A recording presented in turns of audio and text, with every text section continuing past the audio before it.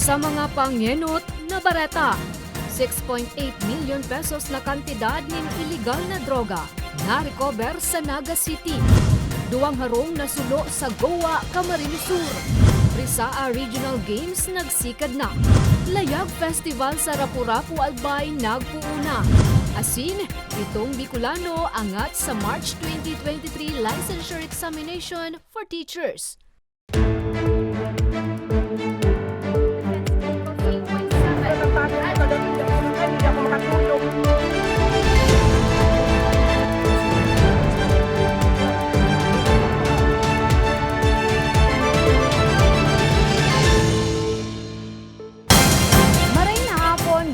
Mayo 22, taong 2023. Uninan mga baretang tatak Bicol. Madadangugman ang mga baretang ini sa 88.7 Radyo Oragon Catanduanes asin 90.7 Radyo Oragon Legazpi. Sa detalyes, 6.8 million pesos na kantidad ng iligal na droga na-recover sa syudad ni Naga. Target sa operasyon, arestado. Detalye sa report ni Nomer Corporal.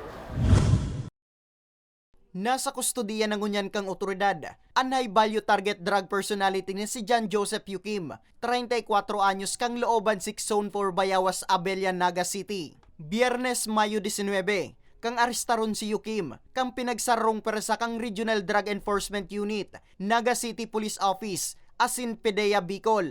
Sigun kay Police Senior Master Sergeant Tobias Bunggon, tagapagtaram kang Naga City Police Office, sa pigkonduktang bypass operation, napabakala ni Yukim ning 100 gramo ning pigtutubudan na shabu. Kantidad 260,000 pesos ang saindang pusher buyer. Digdidangan ng inaresto ang sospek. Na-recover man sa posisyon ni Yukim ang saro pang plastic sachet. Laug man ang pigtutubudan na shabu na may gabat na 900 gramo. Dati naman dang nakulong si Yukim, huli sa kasong illegal gambling. Gabos-gabos po ang na-recover sa iya, 1,000 grams of suspected shabu o 1 kilo of suspected shabu na nagkakantidad po yan sa Dangerous Drugs Board value. Nagkakantidad po ang sarong kilo ng shabu na 6,800,000 pesos. Konsiderado po ang sabi ng operasyon na high impact operation because of the quantity seized from the subject or from the suspect. Ano po? Sa datos kang Naga PNP, ininang saro sa pinakadakulang kantidad ning shabu na na-recover nindangon niya na taon sa maiwasang kampanya ninda kontra illegal na droga. Para sa mga baretang tatak Bicol, Nomer Corporal. Cymex may kinaaraman sa posibleng pambabadil sa laog nin eropuerto pinanginotan kan PNP Aviation Security Unit 5 sa Bicol International Airport. An maaksyon na eksena, dala nung ta sa report na ini.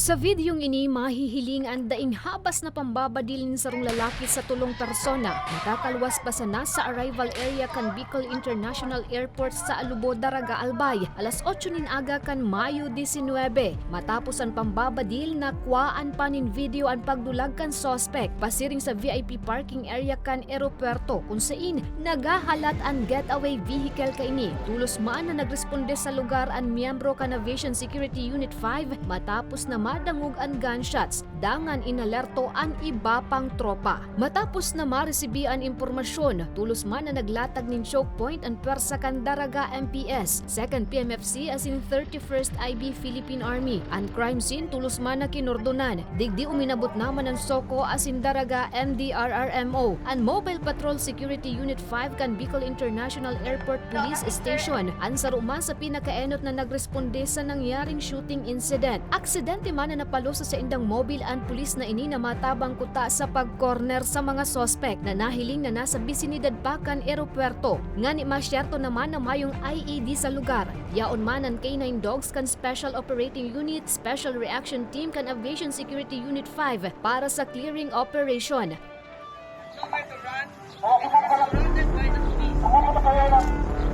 Makalihis ang pirang minuto.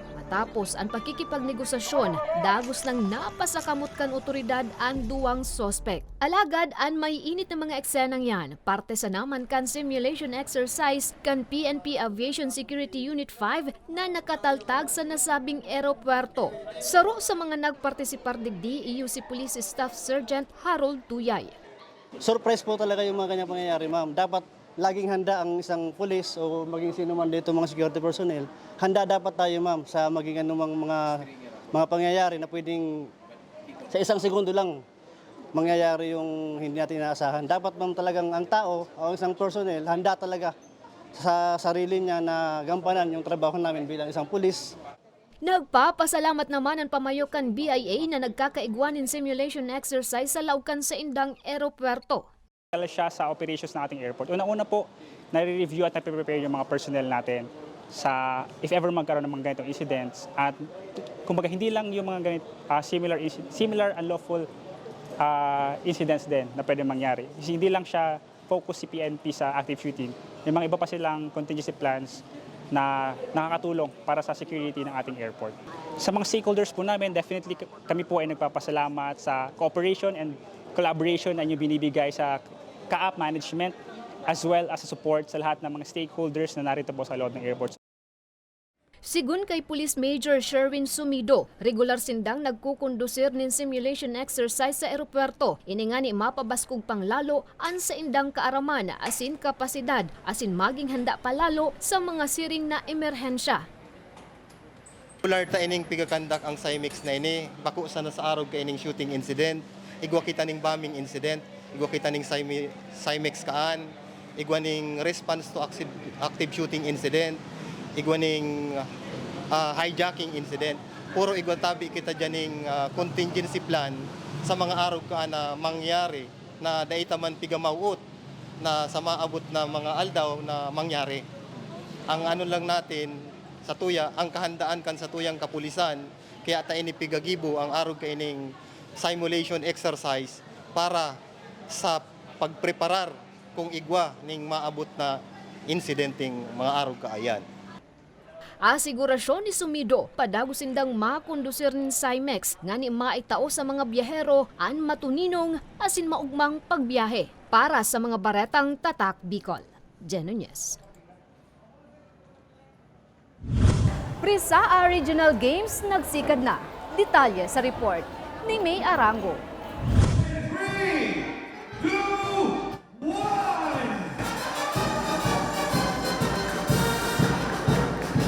Pinanginota ni Ako Bicol Party List Representative Attorney Jill Bungalon ang pagbubukas ng Private Schools Athletic Association o PRISAA Regional Games 2023 kan Mayo 19 na ginibo sa Naga College Foundation sa Naga City, Camarines Sur. Sa iyang mensahe, sinabi kang kongresista na suportado kang partido ang mga programa asin proyekto kang gobyerno maging kan mga pribadong asosasyon sa sektor ng edukasyon asin sports. Bagay na mataon ng gandaanin maray na futuro sa bagong henerasyon. Sa Ako Bicol, right now is into sports development.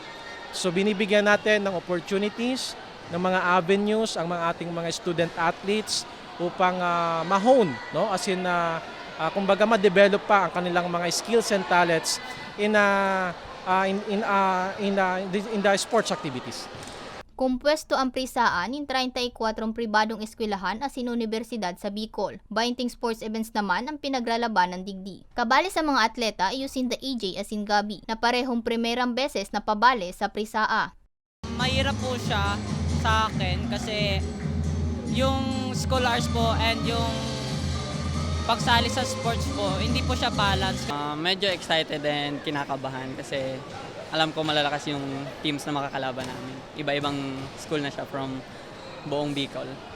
Kasuudmaan pagtatapos kan PRISAA, nakatalaan naman na mag-compete sa National Games sa Zamboanga City sa maabot na Hulyo ang mga nangenot sa regional competition. Mientras tanto, sa masunod na taon, Bicol ang napiling mag-host kan PRISAA National Games. Para sa mga baretang Tatak Bicol, May Arango.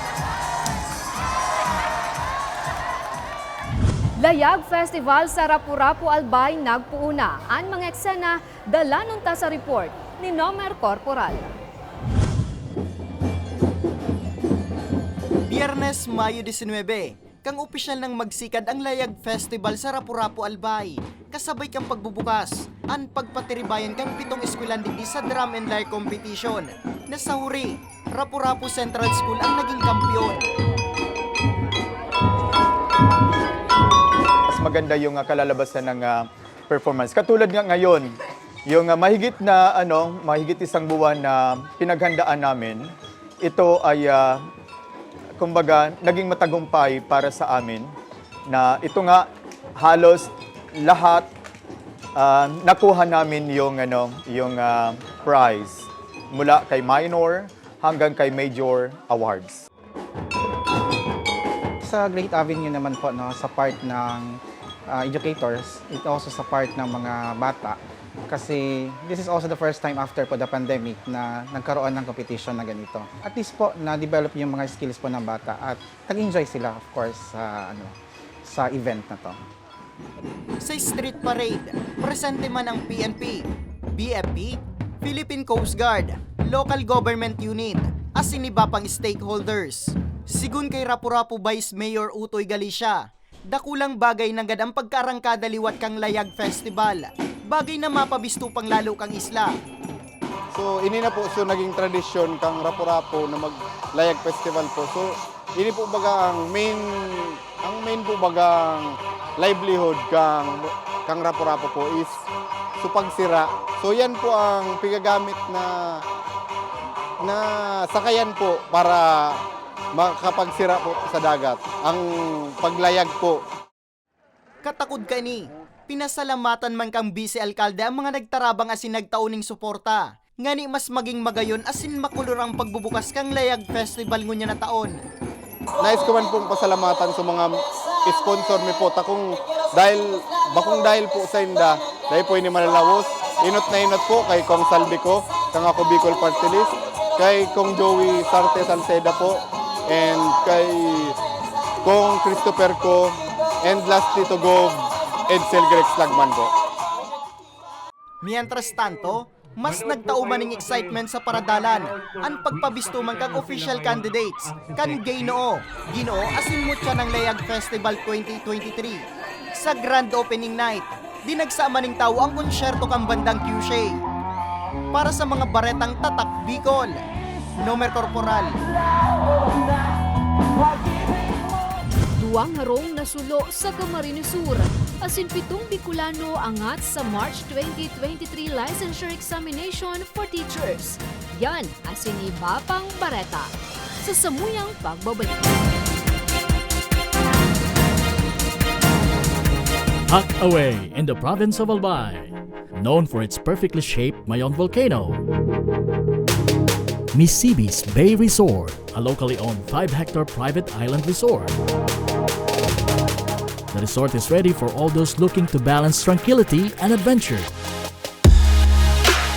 This tropical destination is where guests can either choose to relax under the palm trees or have an adventure under the sun. It features modern and luxurious rooms and villas, recreational facilities, and sophisticated services.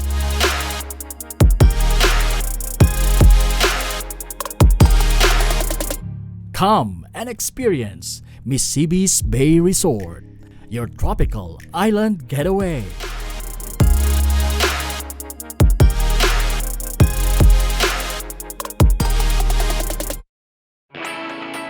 Naghahanap ka ba ng trabaho? Marunong ka bang mag-shoot ng video? Mag-edit? Magaling ka ba sa social media? Willing ka bang matuto? Graduate ng journalism o may alam na sa media? Apply na dahil naghahanap kami ng videographers para sa Camarines Norte, Sorsogon, Camarines Sur, Catanduanes at Masbate. Ipadala ang inyong resume sa actioncallcenter@gmail.com at maging pinakabagong miyembro ng aming team. Tara na! Apply na!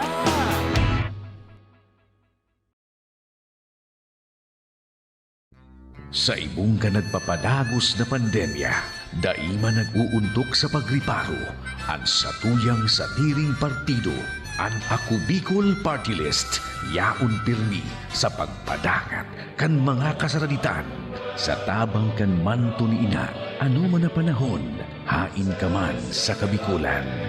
Viva la Virgen! Viva Nuestra Señora de Peña Francia!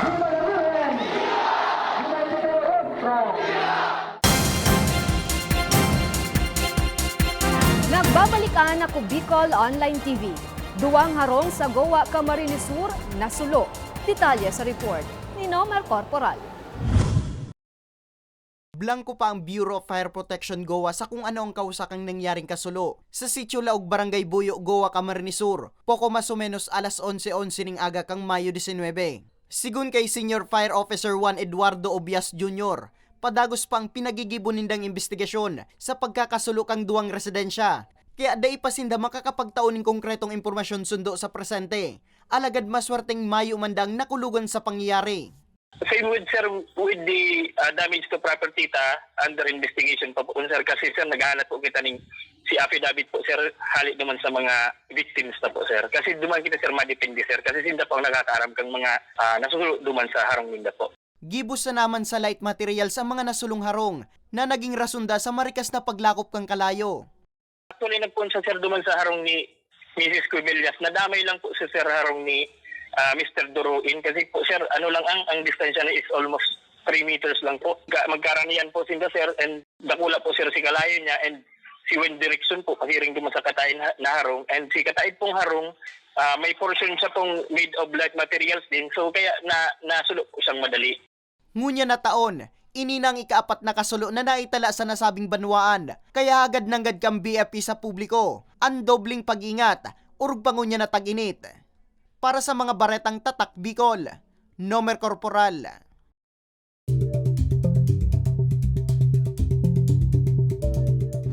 Bagyo na pigbabantayan kan Pag-asa posibleng maglaog na sa para ngunya na simana.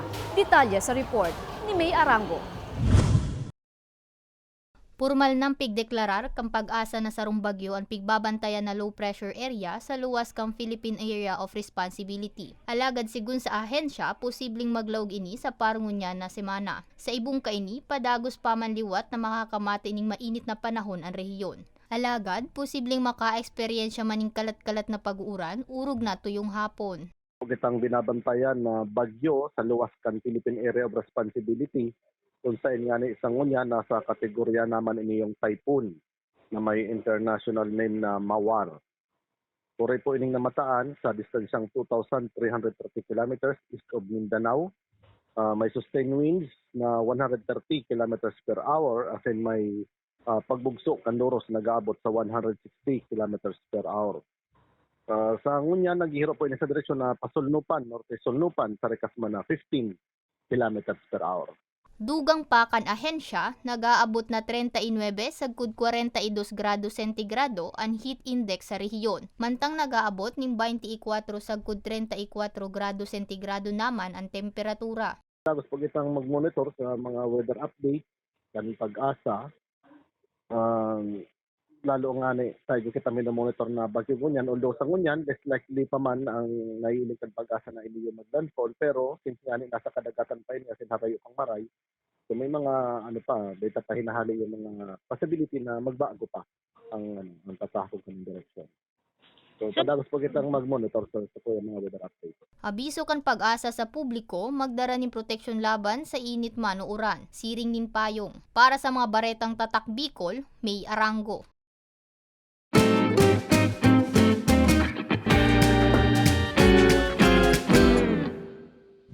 Pitong Bicolano angat sa katatapos pa sa ng March 2023 licensure examination for professional teachers. Detalye sa istorya ni Jonna Burse. Top 9 sa March 2023 licensure examination for professional teachers sa elementary level and 23 anyos na sorsoganon na si Rochelle Ann Galve. Si Galve ang saro sa pitong Bicolanong top-notchers asin produkto kan Bicol University College of Education. Mayo 19 kan ipaluwas kan Professional Regulation Commission ang resulta kan eksaminasyon, kung sain 90.60% ang nagunong rating ni Galve. Sigun sa iya, antres ang triumfo, kadakol man siyang inagihan ng mga kadipisilan. Alagad imbis da panluyahan, mas nagi siyang pursigido o rugna sa pag-review. Super nakakataba ng puso na so much more pa po sa pinag-pray ko, yung binigay sa akin ni Lord. Sobra-sobra yung binigay niya sa akin. So, very thankful po talaga yung puso ko. Yung estado ng puso ko ngayon. So very thankful lang po talaga. Tubong bulusan asin sulong aki si Galve. Istorya niya, puon elementarya sundo high school, achiever na siya. Magna cum laude man si Galve kan college. Parehong paratukduan magurang ni Galve na naging sandigan niya sa mga oras na siya ang pigluluyahan na nimbuot. Asin inspirasyon niya daa sa pag-abot kan sa iyang mga pangiturugan. Kasama na din sa mga naging inspiration ko, yung mga naging teachers ko from elementary days, high school, lalong-lalo na po nung nag-college, yung mga matitibay namin na professors. And yung mga lecturers din po namin sa review center, nakaka-inspire din po talaga sila. Sigun kay Galve, naging liyabi man sa panibagong trayumfo ang hirarong na pagtubod sa mahal na Diyos. I am proud na isa to sa mga naging katangian ko, isang Bicolana na Oragon, kasi naipapakita ko yung katapangan ng loob, yung resiliency ng pagkatao ko sa lahat ng aspeto ng buhay ko, lalong-lalo na sa pagharap sa mga problema. Doon ko napatunayan na kaya ko pala talaga lahat. Kakayanin ko lahat. So, sa mga sa mga magti-take pa lang ng LET, especially ngayong September 2023, I am rooting for your success. I am praying for your success. Alam ko ginagawa nyo ang lahat para sa pangarap nyo, and saludo ako sa inyo sa lahat ng mga sakripisyo na ginagawa nyo. Mientras tanto, sa secondary level, top 8 si Andrea Grace Nocete, top 9 si Jelly Guillermo, asin top 10 si Joanna Barbacena. Sindaan produktuman kan Bicol University College of Education, Daraga Campus. Top 4 naman si Janine Erica Españo kan Ateneo de Naga University. Top 7 si Arlene Furing kan Sorsogon State University, asin Kate Batalier kan Universidad de Santa Isabel. Sa 60,896 examinees sa elementary level, 24,819 ang nakapasar. 19,390 digdian first-timers, mantang 5,429 ang repeaters. Sa 102,272 examinees sa secondary level, 48,005 naman ang nakapasar. 39,890 ang first-timers as in 8,115 ang repeaters. Para sa mga baretang tatak Bicol, Jonah Burse. Asin yan ang katiripunan kan mga baretang tatak Bicol. Ako si Jen Nunez. Salamat!